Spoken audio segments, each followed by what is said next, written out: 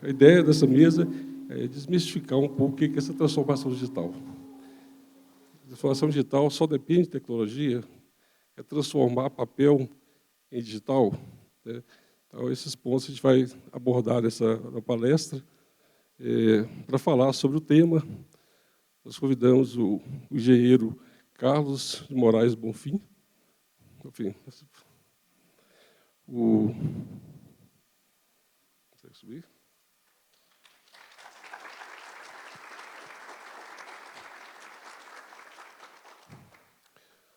O Carlos ele é formado em engenharia mecânica, fez o mestrado em engenharia elétrica pelo UFMG e doutorado em engenharia elétrica usando as técnicas de inteligência artificial para modelagem, controle e diagnóstico de falhas em processos industriais. Então, tem uma larga experiência, 37 anos com a Petrobras, né? Aposentou na Petrobras em 2017 como consultor master e colaborando com a gente da Fundep num projeto de reestruturação e inovação do setor de TI da Fundep. O projeto começou há 3 anos atrás, né? E, além disso, era pesquisador, né, trabalhando em projetos de pesquisa nessa área de inteligência artificial, modelagem, controle de processos industriais. Tá? Então, Carlos, obrigado pelo aceitar o convite. Passo a palavra.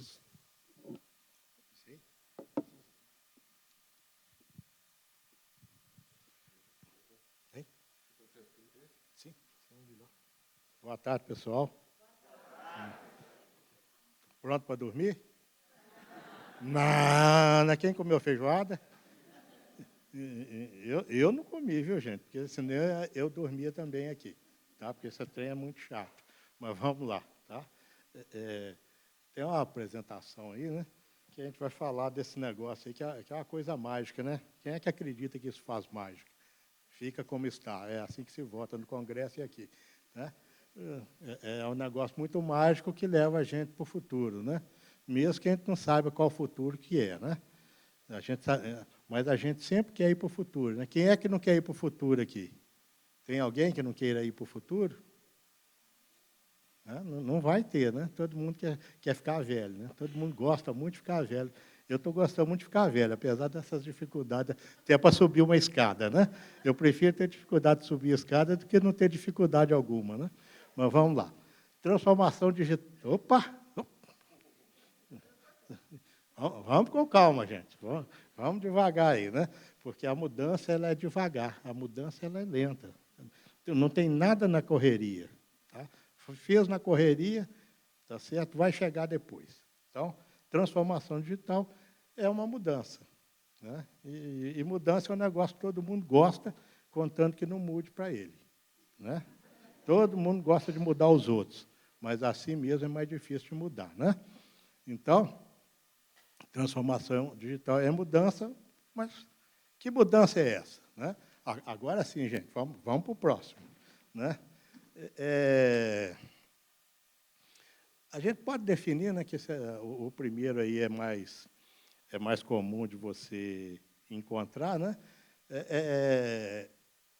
É a mudança dos processos dentro das organizações provocadas, né, pela disponibilidade de recursos de tecnologia de informação. Bom, essa primeira definição aí é porque ela me parece vir, né, da área de tecnologia de informação, que valoriza a tecnologia de informação. O André vai me bater, mas eu vou me proteger aqui escondendo atrás da tela. Não tem problema, não. Tá? Mas é uma visão de tecnologia da informação que é um ator na mudança, na transformação digital, né? Mas o mais importante para mim, é uma visão que eu queria deixar aqui, né? Que transformação digital é, na verdade, o valor do conhecimento. O que a gente tem que valorizar na transformação digital é o conhecimento. É ele que move, né, é o motor disso tudo. Tá? E, para que a gente coloque isso como gerador de valor na organização, aí sim a tecnologia da informação, os recursos da tecnologia da informação dando suporte ao uso do conhecimento, à aplicação do conhecimento. Então, essa segunda definição, para mim, ela é mais aderente ao conceito. Desculpa que esse período eu fico um pouquinho prejudicado na garganta, tá? Mas, então, o conhecimento, né, que é o grande motor, e a tecnologia da informação é um combustível para esse motor levar a gente onde a gente precisa. Tá? E isso tudo a gente sempre tem que pensar. Né? Eu coloquei ali, porque como eu venho da indústria, né, eu vim da indústria, né, foram 30 e poucos anos nela, né, então a gente sempre tem uma perspectiva de olhar as coisas através do negócio. Qual que é o negócio que eu estou fazendo? Então, isso aqui é só para a gente antecipar, né? Porque a gente tem que sempre pensar qual que é o negócio das fundações. Né? O que é o negócio dela? Se você não identifica isso, você não sabe qual que vai ser o futuro. O que eu perguntei, né? Todo mundo quer o futuro. Qual que vai ser o futuro? A gente pode construir. Tá? Então, é o valor do conhecimento que a gente quer deixar aqui. Podia mudar aí, por favor? Bom, aqui é só para a gente colocar uma perspectiva histórica para que a gente chegue, né, nesse nome, né, que ficou para a gente da transformação digital. O que vem? O que é a transformação? Como é que ela surgiu? Né? Na verdade, né, a gente pode voltar lá até... Opa, aquele primeiro 1858 ali, vocês podem somar 100, tá? Porque semicondutor não foi em 1858, não. Agora que eu ouvi, desculpa. Então, ali no surgimento de semicondutor, na verdade. Né? Volta-se para essa época para que a gente, a partir dali, chegue, né, num primeiro passo importante, que foi a ARPANET. O que a ARPANET era? A ARPANET era uma rede de computadores, quais? De institutos de pesquisa americanos ligados a quem? Ao Pentágono. Né? Por que isso é importante? Porque o que a gente chama hoje de internet nasceu ali. O que a gente hoje chama, não, eu estou conectado na nuvem, nasceu ali. Foi por ali que nasceu. Tá? Aí você tem a criação lá do tal www, né, onde começou lá, né, naquele passado distante. Muita gente de TI que a gente vê aqui hoje em dia, né, não era nem nascido, né, nessa época, né, mas o que é tão importante para nós veio de lá. Né? E aí, tá, tem a internet, né, todos esses recursos se transformando em algo público, né, que aí você passou a poder conectar pessoas, na verdade, conectar negócios e conectar pessoas. Que aí vem uma série de desenvolvimentos, passando pelo fato de, até um dado instante ali, dos anos 90, a gente... Assim, ter um computador em casa, né? Ter um computador no bolso, ainda mais eu que esqueci de botar o celular no silencioso, né? Ter um computador, daqui a pouco eu chamo e eu passo vergonha. Mas agora vocês já estão sabendo, não passo mais não. Então, ter um computador em casa, hoje a gente acha um negócio trivial, né? Quem é que não tem computador em casa? Só se for por opção, né? É bom não ter, né, gente? Que aí a gente não fica trabalhando em casa. Mas em algum momento, todo mundo passou a ter, em casa, passou a ter roupa, né, sapatos, chinelo e computador. Né? Passou a ser algo banal. E isso vai se expandindo. À medida que vai se expandindo, você vai conectando pessoas e empresas. Facebook, né? O mundo todo se conectando, porque isso começou nos Estados Unidos, que tinha dinheiro. Né? Mas foi dinheiro e tecnologia. Foi se expandindo, passou para o mundo. Aí veio algumas coisas que aparecem, o pessoal hoje gosta muito de falar de nuvem, né? Mas surgiam coisas que eram voltadas, né, a melhorar a geração de valor de negócio. Quando a gente fala, não, eu vou colocar meus sistemas na nuvem. Você vai colocar, o que é a nuvem? Na época, eu me perguntei, o que é a nuvem?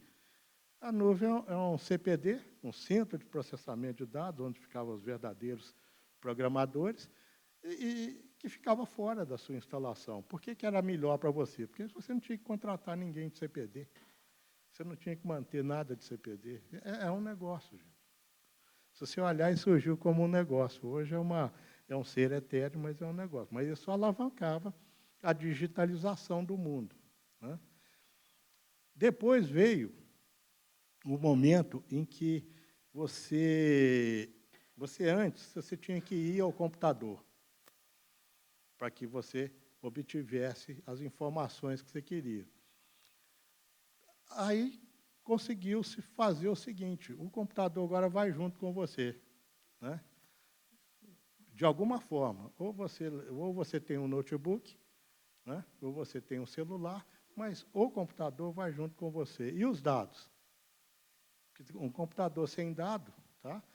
Ele é bom para fazer exercício, né? Porque é um peso que você pode carregar, né? Ele não serve para grandes coisas, né?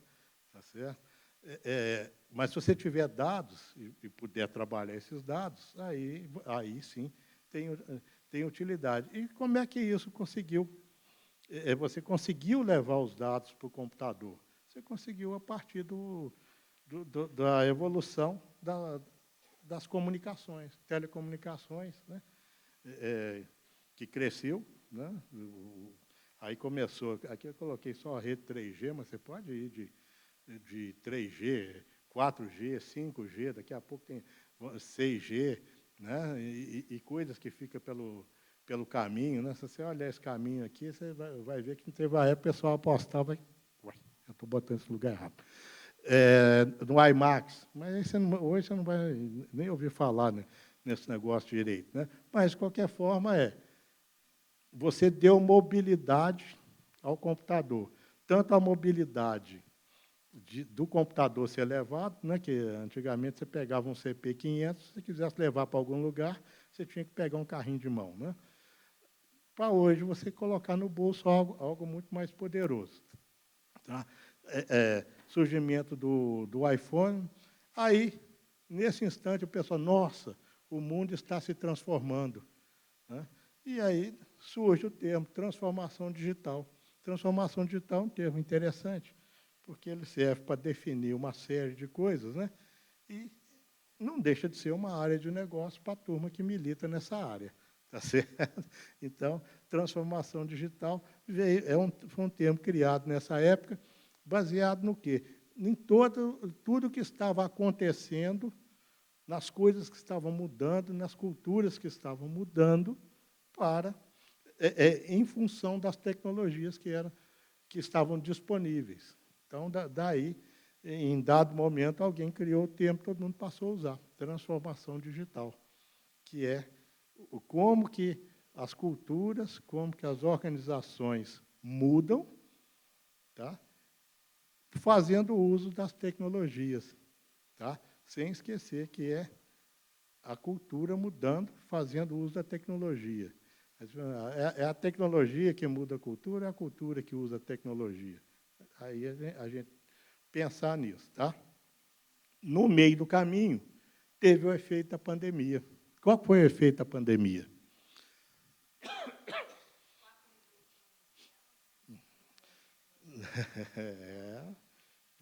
Quarta revolução. Tem uma série de coisas que a gente pode falar da pandemia, né? Mas o maior efeito da pandemia é todo mundo separado, como é que eu faço ficar junto? Porque a pandemia fez isso, não fez? Não fez? Não fez o home office, a pandemia? Né? Mas tinha que ser equipe, não tinha? Como é que eu tenho equipe com todo mundo separado? Como é que eu faço isso? Eu tinha que arrumar um jeito de juntar. Como é que eu faço para juntar? Aquele povo todo, cada um num lugar, né? E, de repente, ficaram até em países diferentes, né? Então, na pandemia, usando a tecnologia, porque não é a pandemia, não. Existia tecnologia, não era usada. Foi forçado o uso. O uso foi forçado. Ele não, isso foi uma evolução natural. Não, foi um desastre que levou você a... Como que eu posso fazer isso? Como é que eu faço equipe com todo mundo separado? Como é que eu jogo junto o jogo do negócio se está todo mundo separado?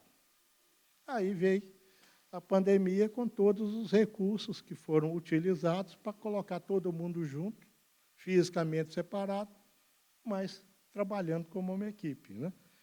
Com isso aí, né, foi visto, né, que isso tinha resultado. Né? Não vamos nos enganar, não. Se não fosse algo que desse resultado, em que você tivesse retorno daquilo que estava fazendo, teria morrido com o fim da pandemia. Mas é algo que deu resultado, que viu valor. E aí os investimentos só foram crescendo, né? E hoje nós estamos aí com uma série de coisas novas também que deixa todo mundo emocionado, né? Todo mundo quer usar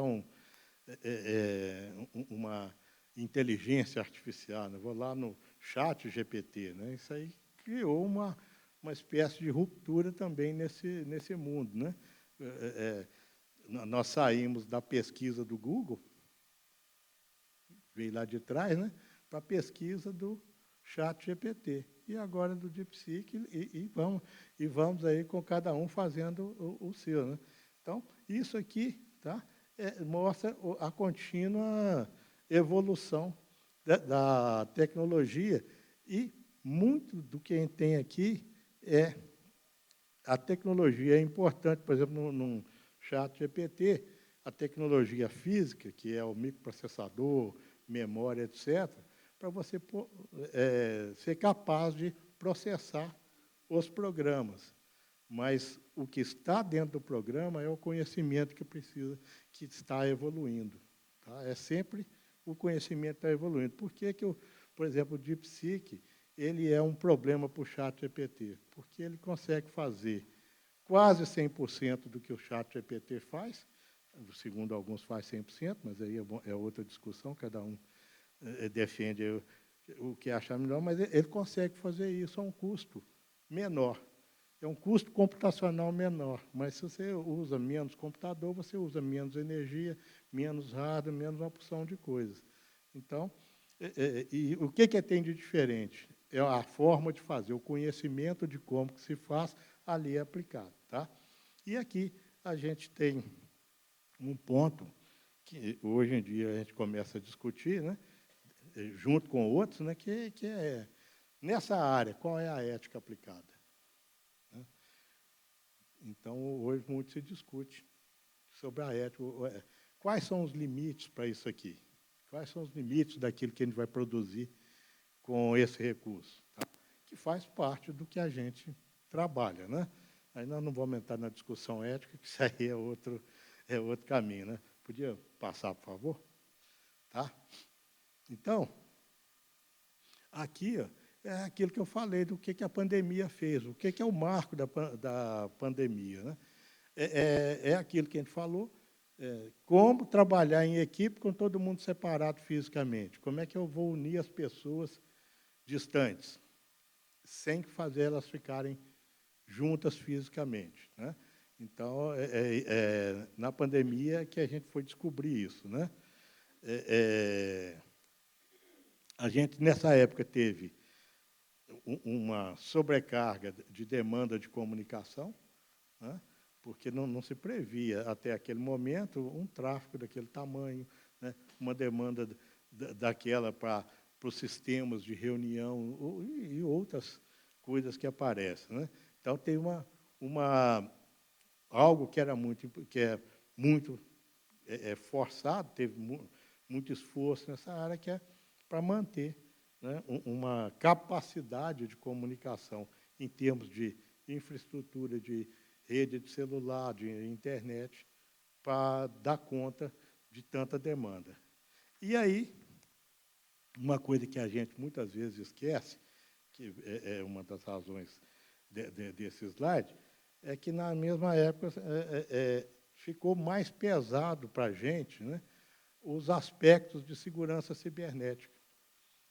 Porque quem acompanha essa área de segurança deve lembrar que, né, nessa época, o tanto de coisa que acontecia em termos de segurança era muito grande. Hoje ainda é, né?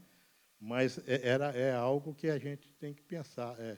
Eu gostaria que meus dados fossem expostos? Claro que não. Mas como é que eu não vou expor meus dados, né? E aí você tem uma série de problemas, né? O maior problema em segurança, né, infelizmente, né, vocês podem até jogar pedra em mim, o maior problema de quem tem de segurança é o usuário. É o usuário com suas senhas. Como é que eu vou lembrar minha senha? Eu ponho a minha senha, é o nome do meu cachorro com mais um ano, né? Sem contar aqueles que instalam roteador e deixam a senha default, sem contar aqueles que põem 1, 2, 3, 4, 5, 6, e vai por aí afora. Mas segurança passou a ser um problema. Por que passou a ser um problema? Porque as empresas estavam com os funcionários distribuídos, trocando informações confidenciais do negócio e sujeitos a aquilo ser interceptado e usado por terceiros com intenções nem sempre lícitas. Então, por isso que segurança é um fator que a gente sempre tem que considerar nos nossos trabalhos. Você podia trocar aí? Bom, em paralelo com isso, né, também lá pelo final da primeira década do milênio, né, a Alemanha lançou um programa que ela chamou, né, que é a pessoa que falou, de Indústria 4.0, né? Então, Revolução 4.0. Então, mas começou lá na Alemanha, né, que já vinha com programas a gente pode chamar de excelência em fazer negócio. Por quê? Porque a Alemanha é um país exportador. É um país que, assim, muito da economia dela é movida pela exportação, seja de carro, seja de bens de tecnologia, uma série de coisas. Então, a Alemanha precisa do mercado dela, exportador, para ela continuar crescendo. E aí, essa iniciativa é uma evolução de programas que ela tinha, tá? Que é capitaneada pelo governo, ou seja, é uma iniciativa de país, tá? Que é uma forma de fazer a produção crescer, né? Assim, fazer negócio, continuar vendendo, vender mais, ter mais clientes, tá? E cativar esse cliente. É um foco em como fazer negócio e manter a fidelidade do cliente e fazer com que as marcas fossem desejadas pelos clientes. Tá? É a forma de você manter aqueles negócios de país em crescimento. Tá? Então, o que a Alemanha fez? Ela, olhando as tecnologias disponíveis, o que tinha potencial de ser feito, o que você poderia utilizar no negócio, ela incorporar isso e definir um uso e uma estratégia de fazer negócio que mantivesse o crescimento do país. Então, a indústria 4.0, ela é uma transformação na indústria de forma a manter o negócio crescendo e vivo. O importante é a gente lembrar o seguinte, sempre o que se faz aqui é para que o negócio seja algo que vai continuar vivo, crescendo e tenha futuro. Tá? E aí você tem que construir visões de futuro. Indústria 4.0 é a criação da visão de futuro na indústria alemã, basicamente, né? Pode passar aí, por favor. Tá? Então, o que eles viram? Tá? O que eles almejaram? Eles almejaram fazer o seguinte, a gente vem lá do Fordismo, da produção em série, né? E aí você padroniza o produto e fabrica aquilo em série, né? E aí chega naquela frase máxima do Ford, você pode querer o seu Ford da cor que você quiser, desde que seja preto, né? Não é essa o grande lema, né? Aqui na Alemanha, eu vou continuar fazendo em série, mas você escolhe a sua cor, da cor que você quiser. Pode ser única, eu vou fazer um só para você. Eu sou capaz de fazer em série lote de 1, dentro da sua especificação. E como é que eu faço isso? Bom, aí você tem que ter um novo jeito de fazer as coisas. Você tem que ter uma nova forma de fazer as coisas. Se eu vou fazer lote de 1, primeiro eu tenho que saber qual 1 que eu tenho que fazer. Igual fazer roupa no alfaiate ou na costureira, né? Você tem que ir lá para te medir. Você tem que ir lá para falar o pano que você quer, a cor que você quer. Aqui também. Como é que ela vai fazer isso? Se ela está vendendo um BMW ou um Mercedes lá na África. Você está vendendo lá em Singapura e está vendendo lá em Nova York. Como é que ela vai fazer sob medida? Ela vai fazer sob medida se ela consegue integrar a cadeia de produção dela e a cadeia de negócio. E a cadeia, no caso, é a cadeia que vai do fornecedor ao cliente. Porque o cliente primeiro vai falar o que é para fazer e depois ela vai fazer. E para fazer ela precisa do fornecedor. Então, ela integrou essas cadeias. Antes, né, se você pensar no Fordismo, pensava em cadeia de produção. Agora é cadeia de valor. Cadeia de valor para o cliente, para o negócio, para todos. Mas não é mais uma cadeia de produção, uma cadeia de gerar aquele valor que foi pensado, né? E com isso, o que acontece? Quando você olha essas estratégias, o que acontece é o seguinte, você precisa de colocar informação na mão de todos que participam da cadeia de valor, você precisa de colocar informação. Olha, se você colocou a informação, você deu para ele o suficiente para tomar a decisão. E como é que essa decisão vai ser tomada e vai estar alinhada com aquilo que você tem de fato na estratégia do que você está fazendo? Você tem que ser capaz de disseminar os valores que suportam as decisões. Porque se os valores não estiverem presentes em todos os decisores, as decisões podem ser, inclusive, contraditórias. Então, precisava dos dados, e aí a gente fica olhando muito a parte de dados, a distribuição de dados, mas precisa que os valores sejam disseminados também. Uma estratégia para,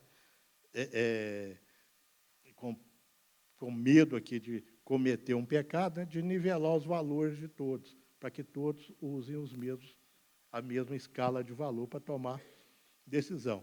E, com essa estratégia, você pode ver que agora o negócio é conduzido pelo cliente. O que eu vou fazer? O que o cliente me demanda. Tá?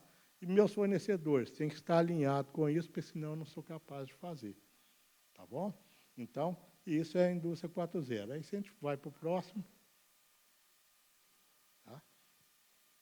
A gente pode falar, então, o que é a transformação digital.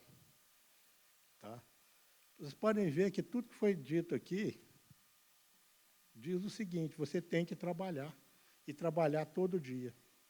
Não tem jeito de você fazer esse trabalho, não é alguém que chegou lá com a varinha mágica, se alguém já teve o prazer de receber pessoas mágicas, né, que chegam com a varinha mágica e transformam o seu negócio. Não, é um trabalho contínuo, tá? Só vai para frente se tiver compromisso, como todo trabalho em toda organização, o que vai para frente é aquilo que estão todos comprometidos que vá para frente. Se não houver compromisso, nada vai para frente, nem transformação digital. Tá? Algo que também acontece é a disposição para mudança. Por que a gente tem que falar que tem que ter disposição para mudança? Porque é aquilo que eu falei no início. Todo mundo acha que mudança é importante. Só não é bom quando a mudança é com você, né? Então, tem sempre que repetir. Para você transformar, para você passar para outro patamar, para você ser melhor, você tem que mudar. Tá? Você pode mudar para melhor, mas também pode mudar para pior, é a escolha, né? Uma outra coisa que é importante é o seguinte, essa é até uma filosofia que está alinhada com o Lean, né? Estou meio atrasado, Está dentro. Transformação digital, viu, gente? Vocês são da transformação digital? Eu não vou nem abrir, que vocês já estão rindo de mim. Você vai estar atrasado mesmo, né? Então, não vou perguntar a hora, não. Vou deixar para lá. Então, vamos lá. Ali derivada até de coisas que se já faz. Tem muita coisa que não, porque é transformação digital, mas é coisa que você vai juntando de outros que já fazia. Valor da atividade na cadeia de valor é um fator de decisão. Se você olhar isso com cuidado, você vai achar lá no Lean Six Sigma, você vai achar justamente isso aí. Você tem que analisar aquilo que não é produtivo, aquilo que não agrega valor, tá? Para você decidir o que você vai fazer. Tá? Um outro ponto, e que também vem de outros trabalhos da área de gestão, né? Que é o seguinte, né? O que é importante? Pessoas. Pessoas são importantes, não precisa ter compromisso. Quem é que tem compromisso? Alguém acha aqui que computador tem compromisso com alguma coisa? Alguém já fez compromisso com o computador? Agora, com o bebê reborn, eu tenho até medo de perguntar, né? É perigoso, né? Vai que, né? Tá certo? Mas vamos lá. Computador tem compromisso com alguma coisa? Não tem compromisso com nada. Se você bater ele dentro de uma bomba e falar, guia essa bomba lá para matar aquele monte de gente, ele vai guiar. Mas eu não te contei, você vai morrer junto. Não importa, eu sou adepto ao suicídio. Não. Pessoas é que têm compromisso. Pessoas é que são importantes. Então, nenhum processo vai para frente se não tiver pessoas comprometidas. Tá? Aí, nesse processo, né, que aí é que eu falei, né, transformação digital não é o computador. Disso que você analisou, disso que você trabalhou, surgem demandas, que são demandas para a tecnologia da informação. A tecnologia da informação é parte do processo, não é o processo. Não nasce por causa da tecnologia da informação, nasce porque você olhou a sua cadeia de valor, você analisou o que você estava fazendo, as pessoas olharam o que você estava fazendo, se eu fizer diferente, se eu tiver isso aqui, eu consigo. Aí surge a demanda, né? Tá? Outro ponto, né? Não, eu vou fazer uma transformação digital aqui. Tudo que eu faço, eu vou botar no computador. Não, se você colocar tudo que você faz no computador, tem coisa que ele não vai fazer, né? As demandas biológicas ele não faz. Tá? Você pode até tentar, mas ele não vai fazer, não vai no banheiro no seu lugar. Então, mas se você colocar tudo que você faz do jeito que você faz no computador, é como se você fizesse isso. Por quê? Você tem coisas que toda vez que você, numa organização, você analisa o que você está fazendo, analisa o valor das atividades, né, você vai achar coisas que você pode deixar de fazer, que você pode não fazer. Tá? Ou que você fazendo, o ganho é tão pouco, tem tão pouco significado no valor que é melhor não fazer, porque não fazer tem um outro ganho muito maior para a organização. Então, você não deve pegar o que você faz, do jeito que faz, e colocar direto no computador, e chamar isso de transformação digital. Tá? Isso não é transformação digital. Tá? Isso é digitalização. Tá? Eu tenho aqui um formulário que tem que ser preenchido, é preenchido na mão. Aí eu passo o formulário para o computador. Tá? E o que você faz com esse formulário? Não, depois de preenchido, eu leio, ponho numa pasta de arquivo, 5 anos depois eu ponho no arquivo morto, 30 anos depois eu ponho em fogo. Automatiza isso para fazer o quê? Melhor não fazer, né? Então, é um formulário inútil. É essa a ideia aqui. Tá bom, gente? Vamos no próximo, hein? Isso. Bom, aí, né, nós estamos todo mundo aqui, né? E aí está todo mundo esperando, né? Qual que é a receita da transformação digital nas fundações? Né? Todo mundo quer essa resposta, não quer? Pode deixar que ao final aqui eu vou pegar um pendrive e distribuir um arquivo para vocês, tá bom? Com tudo que deve ser feito, tá? Mas, por enquanto, né, antes desse arquivo, né, na verdade, assim, o que eu vou fazer na minha área?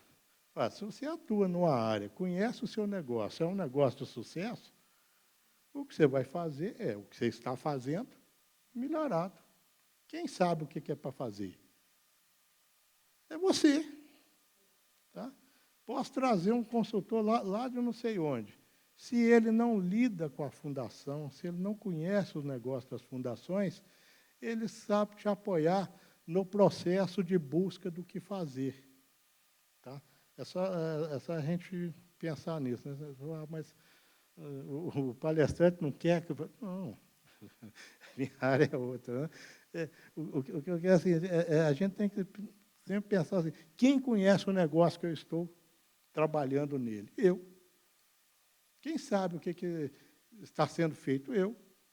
Quem está fazendo? Eu. Ué, o eu aqui é um eu genérico, tá, gente? Então, quem conhece o negócio somos nós, é quem está atuando nele.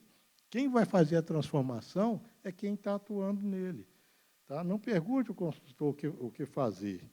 O consultor pode te ajudar no processo de como eu faço para descobrir aquilo que eu tenho que fazer no meu negócio.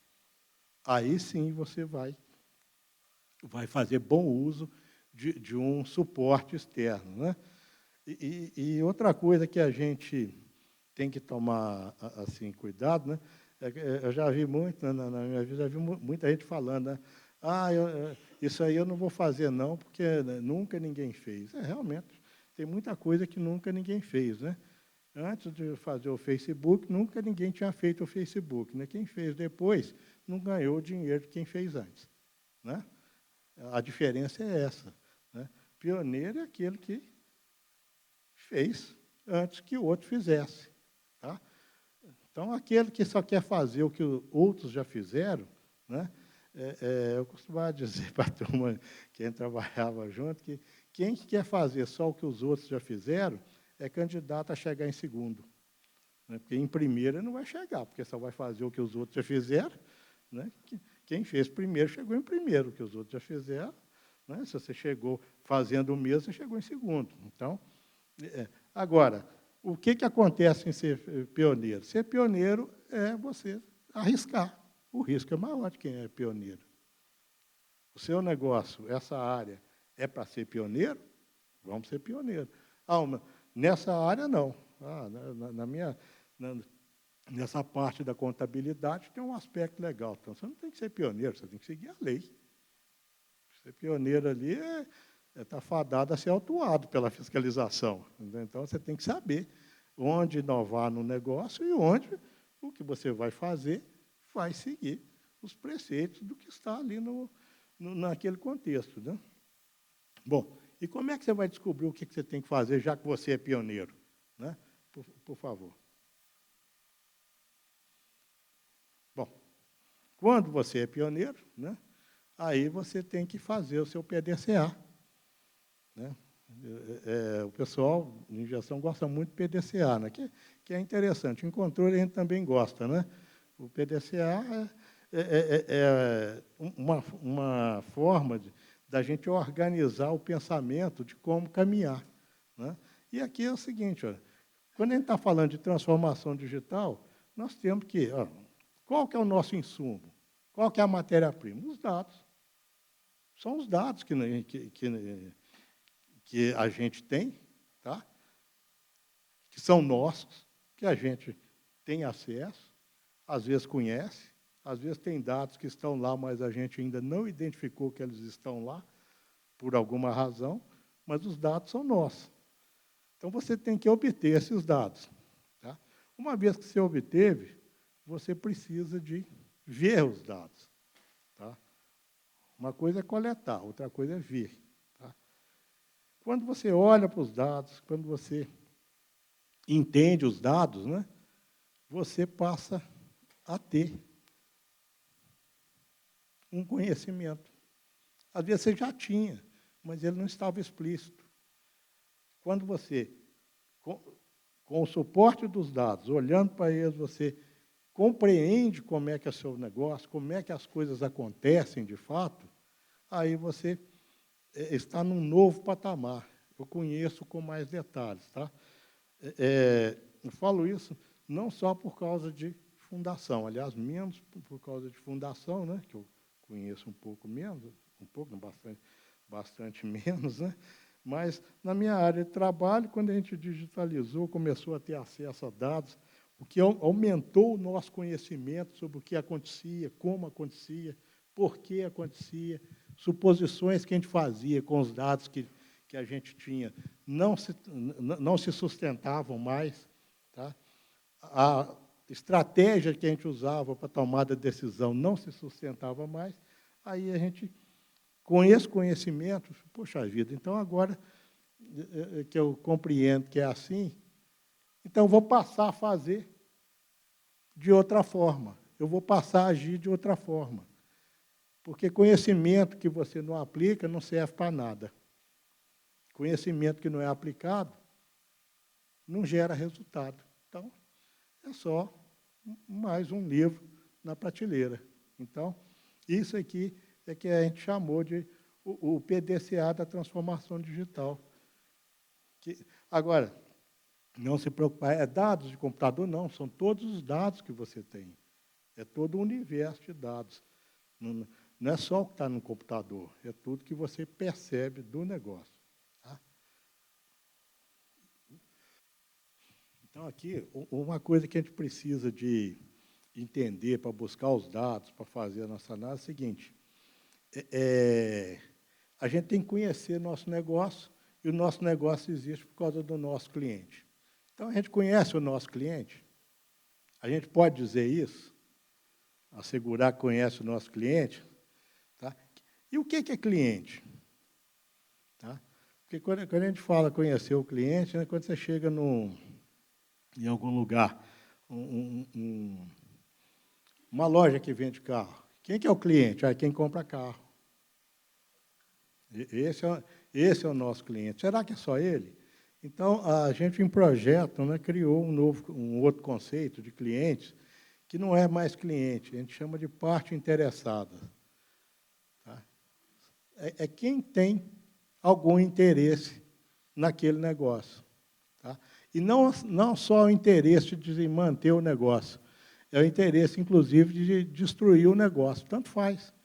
Você tem que conhecer. Né? Inclusive, tinha um ditado, né, que o melhor jeito de você vencer uma guerra é conhecer seu inimigo. Né? Então, você tem que conhecer toda a parte interessada, por bem ou por mal. Tá? Então, a gente identifica, sabe o que eles pretendem. Quando a gente trabalha, quando a gente age, quando a gente decide, a gente é orientado pelo interesse da parte interessada. Tá? Os sistemas que a gente usa dão suporte às partes interessadas, tudo que a gente usa suporta as partes interessadas, né? Bom, mas por que eu tenho que satisfazer parte interessada? A gente entende muito bem que a gente tem que satisfazer o comprador do carro, né? Que a gente está vendendo. Mas expandiu o conceito. Por quê? Porque a gente precisa de algumas coisas. Né? Eu listei algumas, outros podem listar outras aí. Né? Uma coisa importante é, as partes interessadas, aquelas que são para o bem, né? Elas têm que ser mantidas, conquistadas, para manter o seu negócio vivo e ativo, para manter a sua geração de valores. Eles têm que querer e estar trabalhando junto com você, todas as partes interessadas. Tá? As que são para o mal, você conquista para que elas se voltem para o bem, para entender que você também não quer a destruição dela e ela querer a sua não é uma coisa boa. Então, é uma conquista de parcerias, de fidelidade, tá? Eu vou fazer tal projeto, eu quero fazer com a fundação.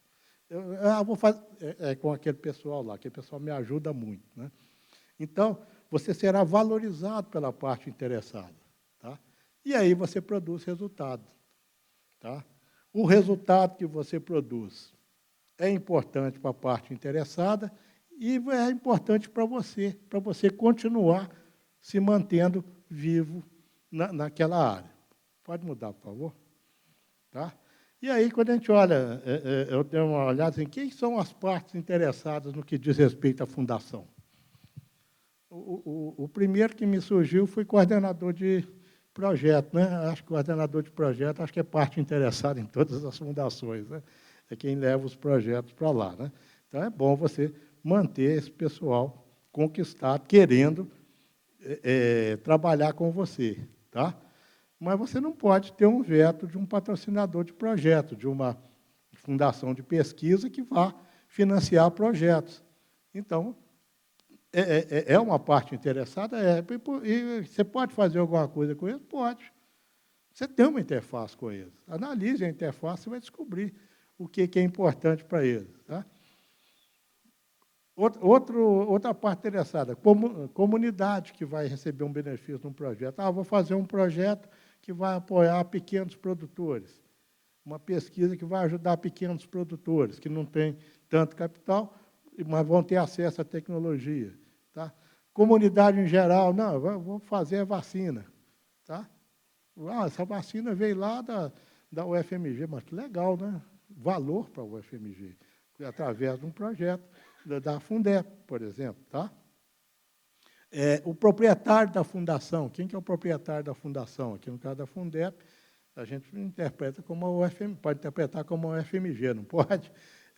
Então, se você gera resultado, esse resultado gerado vai beneficiar também o proprietário. Tá? Colaborador, funcionário da fundação. É parte interessada, o seu colaborador, aquele que trabalha, que te ajuda a fazer a coordenação do projeto, te ajuda a fazer as compras, te ajuda a conduzir o projeto, ajuda você a pagar os impostos devidos para não ser autuado. O colaborador é uma parte interessada. E você pode pensar em outros, né? Eu coloquei ali 3 pontinhos, porque, como eu já dei aqui as sugestões, o resto fica por conta de vocês, né? Não é porque eu não sabia mais, não, apesar de não saber mais. Podia passar aí, pessoal? Bom. Aí você pergunta, o que vai ser, então, a transformação digital nas fundações? O que eu tenho que fazer lá? Nas fundações, você olha para o negócio, qual que é o negócio da fundação? Olhando para o negócio da fundação, no que ela trabalha, o que é passado para ela fazer, para que um pesquisador não tenha que ficar se preocupando com atividades que não são do cerne do conhecimento deles, é de conhecimento de outros. Né? Então, você tem que facilitar a vida de coordenador, você tem que ter um colaborador também com uma vida adequada, e significa um ambiente de trabalho, que você tem que produzir, remunerações, uma série de coisas. Então, você começa a olhar o que eu preciso. Indicador de desempenho, planejamento da execução. Todo negócio, de um jeito ou de outro, você precisa de ter uma captação de negócio, de oportunidades. Você tem que buscar oportunidade, não importa se é fundação ou se é o fabricante de automóvel. Ele tem que captar o cliente, ele tem que captar novos negócios. Então, você tem que ter a busca de oportunidades, projetos. Então, como é que eu faço isso? Bom, eu posso produzir material de marketing, posso expor, e no pesquisador, para ele mostrar as capacidades dele e aí apresentar isso para as empresas para que você possa captar projetos e desenvolver coisas que interessam para o mercado, que interessam para a comunidade, né? Não só a empresa, mas você pode, uma secretaria de saúde, uma série de possibilidades, né? Uma outra coisa que as fundações têm que fazer, uma vez dado o recurso, né? Por exemplo, não deixar ele enterrado numa caixa no quintal, com possibilidade de ter remuneração de 10% ao ano. Então, é otimizar o recurso, é otimizar o uso do recurso, uma oportunidade de compra, coisas do tipo, né? E prestação de contas, cumprimento de legislação, e uma quantidade de coisas ali que vocês podem pontuar melhor do que eu, porque vocês vivem mais o dia a dia das fundações do que eu vivo. Tá? Pode passar, por favor. E sempre lembrar o seguinte, né? Tudo que você faz em termos de gestão, tudo que você trabalha na gestão, você tem que ter uma visão, né, do que você está fazendo e de onde você quer chegar. Né? A primeira coisa é você estabelecer horizontes de chegada, mesmo que você não saiba o ponto final, que muitas vezes a gente não sabe. Você falando em transformação, novas tecnologias, quem é que há 5 anos atrás ia falar que a IA ia ter essa penetração no nosso mundo, né? Então, é difícil você fazer isso, mas você sempre tem que colocar um horizonte, mostrar para onde estamos indo, para onde que a gente está caminhando. Tá? Qual que é o destino? Tá? E você tem, para chegar nesse destino, você tem um caminho. E você tem que mostrar como é que está indo esse caminho. E isso é chamado de gestão à vista. No gestão à vista, você tem indicadores que suportam do operacional ao estratégico para garantir todo o alinhamento daquilo que se faz com a visão estratégica do seu futuro. Né? Então, você tem que prover isso, inclusive para facilitar a vida de todos os envolvidos. Você tem, mas o pessoal operacional precisa? Precisa. Precisa de saber o saldo do projeto? Precisa. Precisa saber quanto que ele vai gastar se mandar a turma embora? Né, cara? Precisa. Tá? Tem que saber. Por quê? Porque a gente, quando trabalhava em um projeto, você tinha lá, as empresas tinham lá que mobilizar a gente. O pessoal, mobilizar a gente é só contratar. Quando você contrata para pintar a sua casa, o pintor chega lá de sandália havaiana, bermuda e camiseta furada e pinta para você. Você vai na indústria, você tem que dar EPI para ele, você tem que dar uniforme, você tem que levar ele até lá, etc. Você tem que mobilizar, ele tem que ter lugar de trocar de roupa, lugar de tomar banho, vai ter que ter banheiro, vai ter que ter isso, ter aquilo. Você põe 5.000 pessoas para trabalhar, então você tem que mobilizar.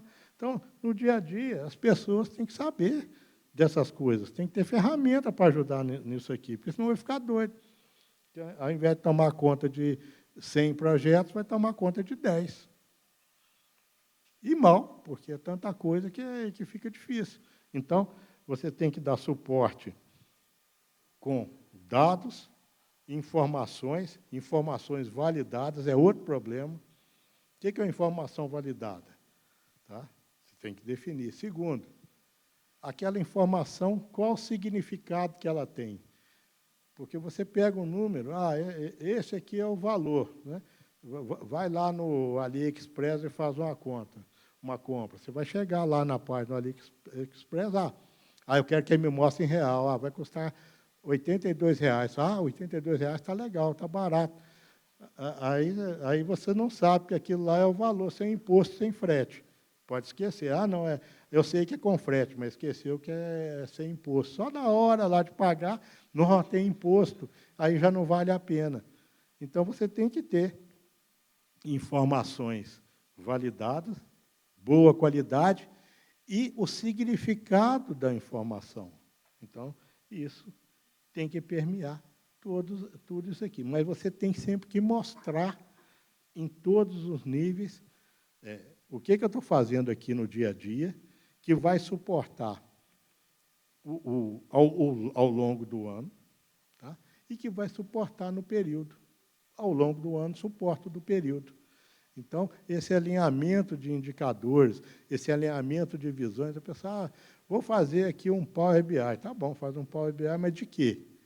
Se você está fazendo para o supervisor, ele é uma visão de dados no nível de supervisor, mas alinhado com o nível estratégico. Se você não mantiver o alinhamento, esse dado não suporta a gestão, porque a gestão é o que pega essa pirâmide inteira, não é só aqui, senão você está resolvendo só esse problema.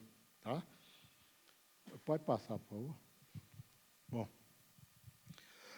aí alguns exemplos do que é das ferramentas que a gente pode fazer uso, né?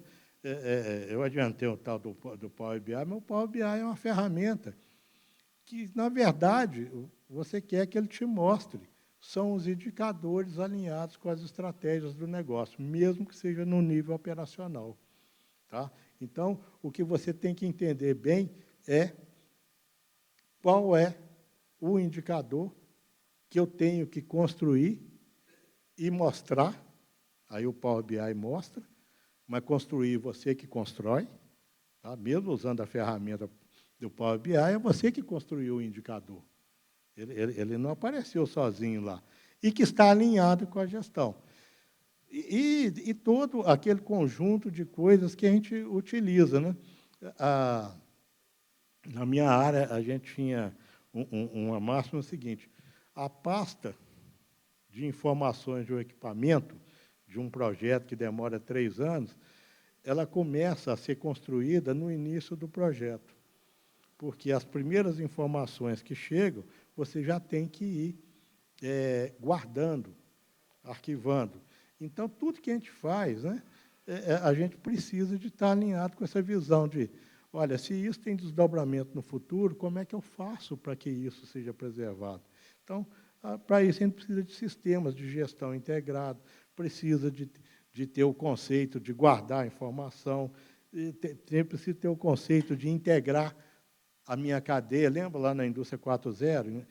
Integrar com os fornecedores? Vou integrar o meu sistema.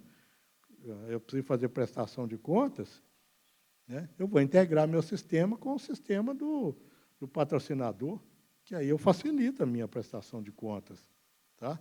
E construo ao longo de todo o processo, ao invés de lá no final do processo, agora vamos recuperar os documentos. Aí é o apavoramento. Né? Então, agora vamos fazer a pasta do instrumento. Quem fazia assim no nosso trabalho ficava doido, porque você não conseguia, da maioria, você não conseguia juntar tudo. Mas se você pensar do início, já fazer o que você tem que fazer, você constrói. Então, tem uma série de ferramentas e de sistemas que você pode usar. Pode passar, por favor. E a ferramenta mais importante a ser usada. Sem essa, nenhuma das outras vão servir para nada. Tá? Essa é a ferramenta que realmente move a fundação. Isso aqui é aquela alavanca com um bom ponto de apoio que vai mover o mundo. As pessoas. Você não pode esquecer delas. Tá? Os sistemas nascem das pessoas. O conhecimento está nas pessoas. A transformação está nas pessoas. O resto você vai usar. Mas as pessoas é que vão mostrar o caminho a ser seguido. Pode passar. Eu acho que eu terminei.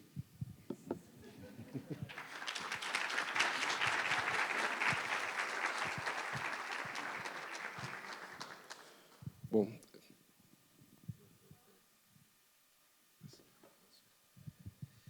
nós temos 20 minutos ainda, vamos fazer uma rodada de perguntas, depois eu faço as considerações finais.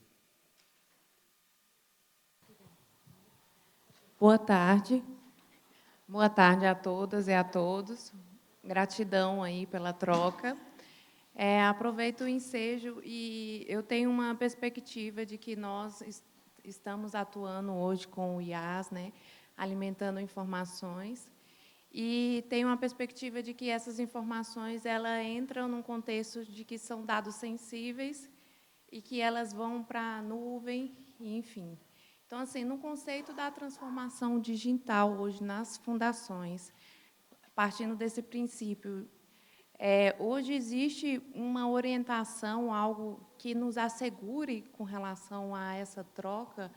Eu digo assim, porque é importante que, quando eu vá pedir a ajuda dessa IA para redigir um ofício, enfim, eu tenha cuidado para não transferir aquelas informações que são sensíveis ou sejam sigilosas. E, muitas vezes, né, na rotina, a gente entende-se que isso não é visto como algo preventivo, né, a fim de não levar aquela informação. E, assim, consequentemente, uma pessoa terceira, talvez, ter acesso àquele instrumento, partindo do princípio de que ela vai fazer uma pesquisa, ou enfim, e ela consiga ter acesso ao que seja sigiloso, partindo do princípio de que nós mesmos compactuamos desse uso, que ele é, de forma geral, aberta ao acesso a diversas frentes. E precisamos, sim, ter isso muito esclarecido dentre as fundações, inclusive, devido à nossa segurança, né? Então, hoje, esse é um ponto de atenção, e isso já tem sido trago como um direcionamento para nós, como um todo, de como lidar com esse tipo de situação, de realmente, gente, vocês precisam ter cuidado com isso. Ou é seguro esse meio que a gente tem utilizado para nos auxiliar.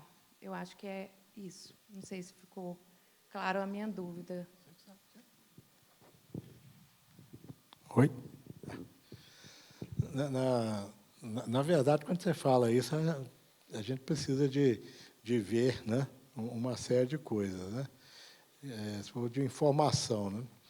Aí eu lembro de alguns episódios, né? Um episódio foi na primeira eleição do Trump, né, que uma das coisas que ficou ruim para Hillary Clinton, né, foi usar e-mail particular para responder coisas do trabalho, né?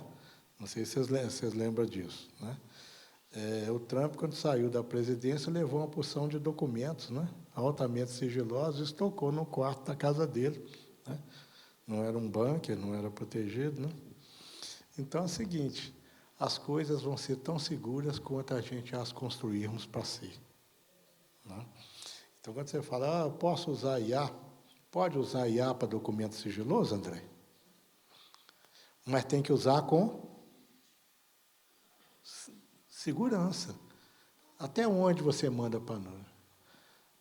Até onde você compartilha? O que é que, de fato, você está usando? Você está usando igual, confessar, né? Eu uso lá em casa, eu vou lá, entro no site. Não é essa IA que você vai usar. É essa IA que vai usar? Não é. Agora, você pode usar essa? Pode. Como que foi feito lá na sua instituição? Como é que são as regras? Você está usando a mesma que eu uso lá em casa? Então, não faça nada sigiloso, porque você acabou de expor a instituição. Então, lembra que eu falei de segurança cibernética, né? Esse é um assunto que tem que ser tratado para tudo que a gente faz dentro das organizações, tá? Então, a questão em si, eu não consigo responder para você, porque eu não sei como você está usando.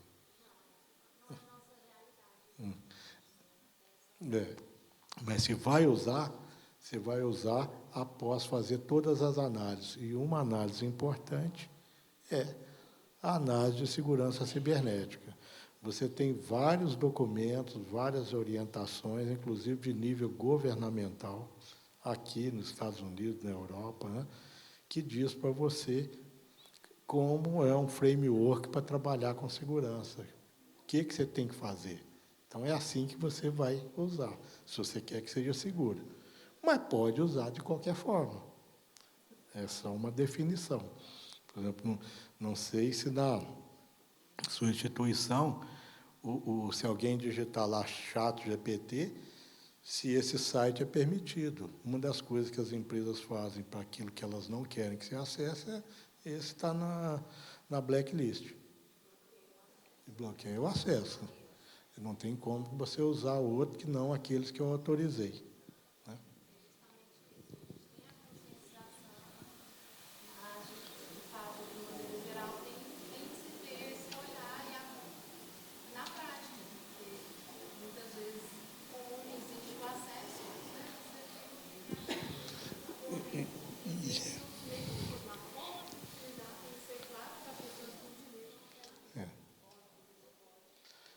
Mas para fazer seguro, e que no dia a dia seja seguro, você tem que ter processos de trabalho que obriguem você a analisar esse aspecto sempre. Se o seu processo de trabalho não incorporar essa preocupação, não será seguro.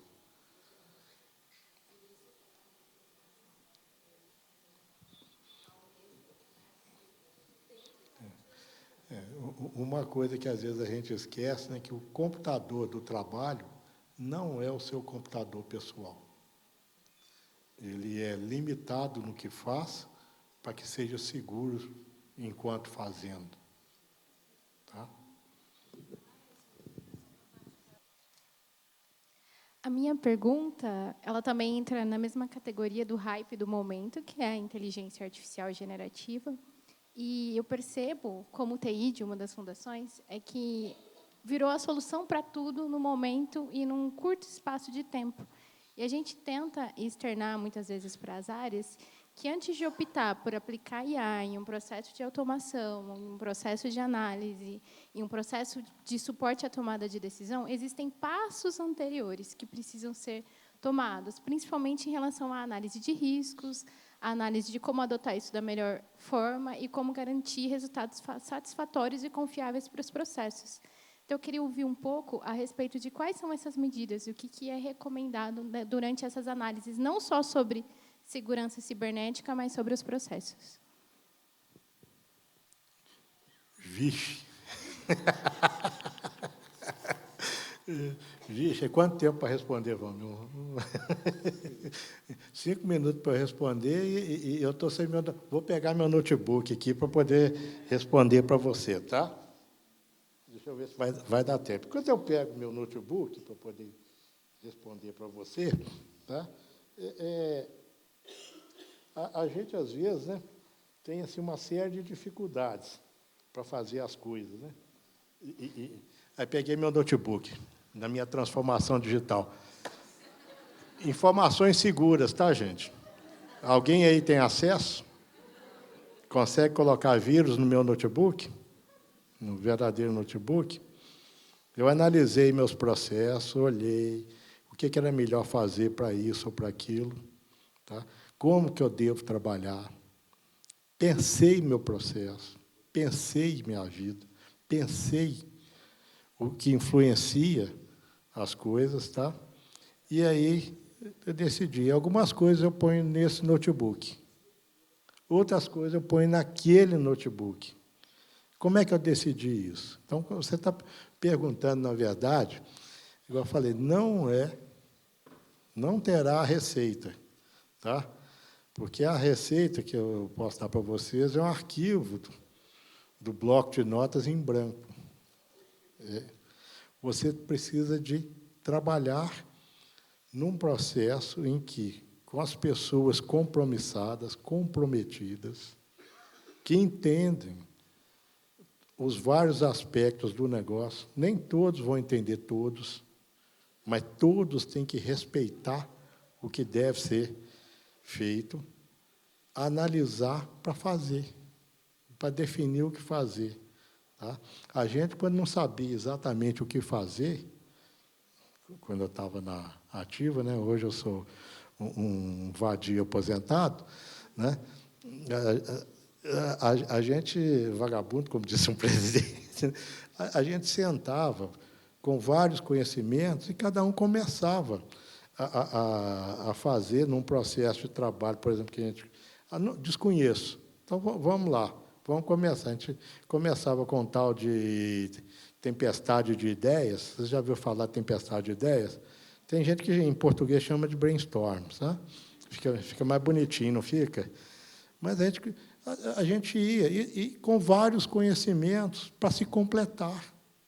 Tá? Precipitação, fazer correndo, não é chegar rápido.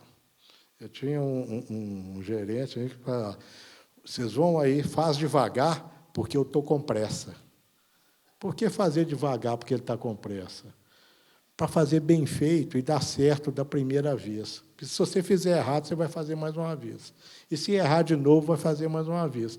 Cada vez com menos tempo, com mais problema. Então, você tem que ter processo. Sempre é processo. Há muito tempo se deixou para trás aquele negócio. Qual que é a receita para fazer? Né?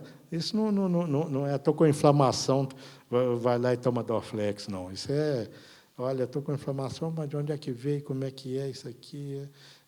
É um processo de análise, de busca, PDCA. Quem conhece, DMAIC, né? Para pensar e pensar nos vários aspectos. Nos vários aspectos, trabalho em equipe. E respeito. Bom, na Fundeb nós temos um documento, né, que é o Comitê de Usos de Sistemas de Informação. Então, todo colaborador assina esse documento, foi produzido pela TI junto com o Compliance. E outra coisa, segurança, na hora que você faz um convênio para usar um software, você pode amarrar esse tipo de coisa. Ou seja, você vai pagar mais caro, esses dados não vão para a nuvem. Então, tem gente que faz isso também. Né? Só falando um pouquinho, que existe na Fundeb, o Bonfim falou muito bem que a transformação digital se chama PPS, né, Pessoas, Processos e Sistemas. O sistema ele tem que implementar o processo. Ele não pode enrijecer. Né? Quando a gente compra o sistema pronto, o que acontece? Você molda seu processo para o sistema. Então, você não pode evoluir seu processo. Então, a Fundeb optou, desde 40 anos atrás, desenvolver seu próprio sistema para implementar o seu processo. O pessoal da TI não gosta do que eu falo, não. Eu sou diretor e estou envolvido com a TI na Fundeb, que o sistema ele tem que se adaptar. Nós temos um grupo de trabalho, né, Carla, que é sistemas e processos. Ou seja, quando o problema está no sistema, nós temos que entender como é que o processo funciona para encontrar problema no sistema. Tá? Tem que implementar o que foi definido pelas pessoas. Mas tem que implementar processos bem definidos. Né? Não adianta você implementar processos mal definidos. Então, você tem que ter uma análise, uma otimização de processo, modelagem desses processos, né, para reduzir tempo, que implementar da forma que foi pensado, assim, tem que ter uma elaboração desses processos para implementar. E é um desafio grande para a gente da TI, como que eu desenvolvo um sistema que seja flexível à mudança de processo, sem ter que mexer em linha de código. E se faz uma mudança, tem que mexer na linha de código. O sistema da Fundeb, nós temos 76 sistemas computacionais. Então, o sistema completo são 76 subsistemas. Você mexe num sistema aqui, vai interferir no outro lá. Então, como é que eu faço isso? Desenvolver um sistema que seja flexível o suficiente para não exigir uma mudança de linha de código, para permitir alterações de processos que a gente está implementando o tempo todo. Uma vez que você tem um sistema de visualização de dados, você consegue ver seus indicadores, indicador, como o Bonfim falou lá, ele pode transformar aquela informação em conhecimento, e esse conhecimento vai implicar numa melhoria do processo para melhorar seus indicadores. E como é que eu faço para implementar isso? Então, é o desafio que a gente está tentando resolver na TI, desenvolver sistemas flexíveis para permitir alterações de processos e implementar essas alterações dos sistemas sem ter que mexer em linha de código. Tá?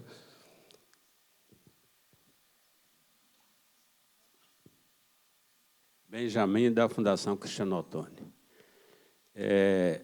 Vocês já estão fazendo a transformação digital da Fundeb, já iniciaram, tem 3 anos. Eu não sei se tem outra fundação que já está nesse nível de maturidade que a Fundeb já tem. Né? Bonfim, você falou da sua, a não ser essa transparência anterior, que você falou, o que é importante? Pessoas. Tal. Então, quem constrói a transformação digital são as pessoas. E muitas outras pessoas serão impactadas pela transformação digital. Eu só queria saber que, se vocês já têm um levantamento, qual que é o impacto dessa transformação digital nas pessoas que estão trabalhando, nos colaboradores, porque você vai ter, com a transformação digital, você vai ter uma gestão online de tudo que está acontecendo, né? Então, já dá para ter uma percepção de qual que é o impacto disso aí? A gente viu que o impacto da pandemia com a transformação digital tem causado muitos problemas, né? Mas isso aí eu não estou falando que é igual, é completamente diferente, e eu queria saber um pouco da experiência da Fundep nisso aí. Veja bem, eu prefiro deixar um analista da Fundep falar de uma das coisas que a gente fez de transformação digital, qual que é o impacto na vista dela. Então, o analista pode ser a Carla, a Karina Bardes. Uma das primeiras coisas que nós desenvolvemos foi um painel para ajudar o analista no seu dia a dia, né? A ideia é que seja facilitada a vida, não para prejudicar. Então, eu passo para a Carla responder. Acho que é bom ela colocar o depoimento dela. Só antes da Carla responder, né, a gente tem um indicador de progresso muito bom, né, que a gente mede semanalmente. Ele é carimbado, o nome dele é o Sorrisão da Carla. Tá? Se a Carla estiver sorrindo, é porque a gente está na direção certa, né? Daqui a pouco nós vamos ter o sorrisão da Patrícia. Mas é esse entendimento, é quando as coisas vão dando certo, né, Ana? Boa tarde. O professor me pegou de surpresa aqui agora, estou sorrindo. Mas, professor Bonfim, ele falou muito bem com relação às pessoas, né? Nós sentimos, quando a Fundep vem trabalhando com relação ao sistema, sempre para melhorar.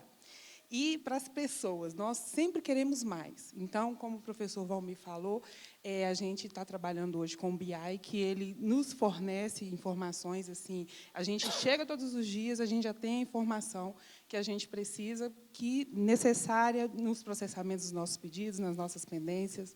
Mas é o que... E compartilho com os meus colegas que estão aqui, porque a gente fala assim, nossa, tem a informação, a Fundep está fazendo, mas a gente quer mais. Isso não está funcionando. Aí a gente começa a reclamar. Então, não está 100%, professor. Não está 100%. Nós estamos trabalhando com relação a deixar o sistema, né, com processos que nos auxiliem na tomada de decisão, porque ontem foi dito muito isso, que a gente tem que trabalhar para ajudar o coordenador, né? Então, para eu poder ajudar o coordenador, eu tenho que ter informação. Então, a informação, o sistema tem que me fornecer. Então, está tudo linkado. E essa gestão, né, a gente, igual o senhor mesmo falou, 3 anos trabalhando nessa transformação digital. Depois que veio a pandemia, ficou muito mais. A gente está desenvolvendo um problema terrível que a gente tem na Fundep, e eu vou falar aqui, que é com relação aos empenhos, que a gente sempre fala que, se tiver algum coordenador aqui, ele pode falar que a gente está sempre trabalhando para melhorar. Então, o que eu digo a Fundep está evoluindo bastante, mas a gente sempre está puxando a direção, falando, olha, a gente precisa mais e mais e mais. Então, o que eu posso dizer é que nós estamos trabalhando muito, tá? E eu tenho certeza que eu vou abrir um sorrisão, professor Valfim.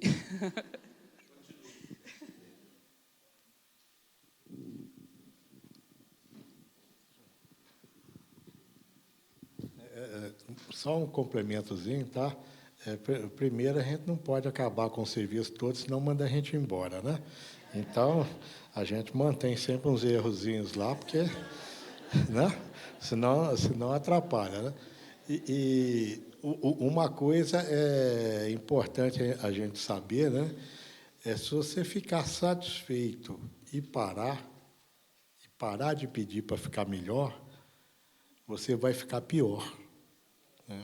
A gente não consegue manter uma estabilidade e ficar, não, eu estou bom, então vou ficar aqui. Você vai ficando ali, começa a um decaimento de desempenho, porque você se acomodou, né? Então, isso de tá bom, mas quero mais, é o que move a gente para o futuro. Está bom, já está bom, mas eu quero ser melhor.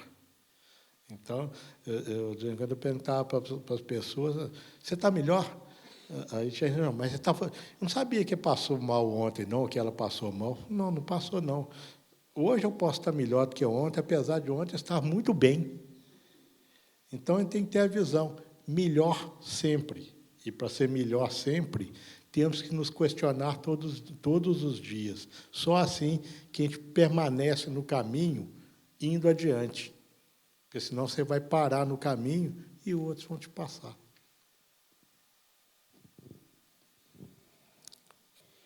Bom, então eu agradeço o Bonfim, chamo Bonfim, que a gente tem parceria desde 99, né, Bonfim? Trabalhando juntos. E acho que foi uma palestra muito boa para tentar desmistificar um pouco o que é essa transformação digital, né? Nós estamos com um projeto, a Fundeb, que tem 3 anos, como o Benjamin falou, muita coisa foi feita, né? Principalmente na parte de visualização de dados com os painéis de Power BI, que consegue acompanhar toda a gestão de ponta a ponta, né? Usando um pouco de IA generativa para tentar automatizar os processos. Então, tem muita coisa acontecendo e muita coisa para ser feita ainda, tá? Então, é isso. Eu agradeço a todos e bom final de exemplo para vocês.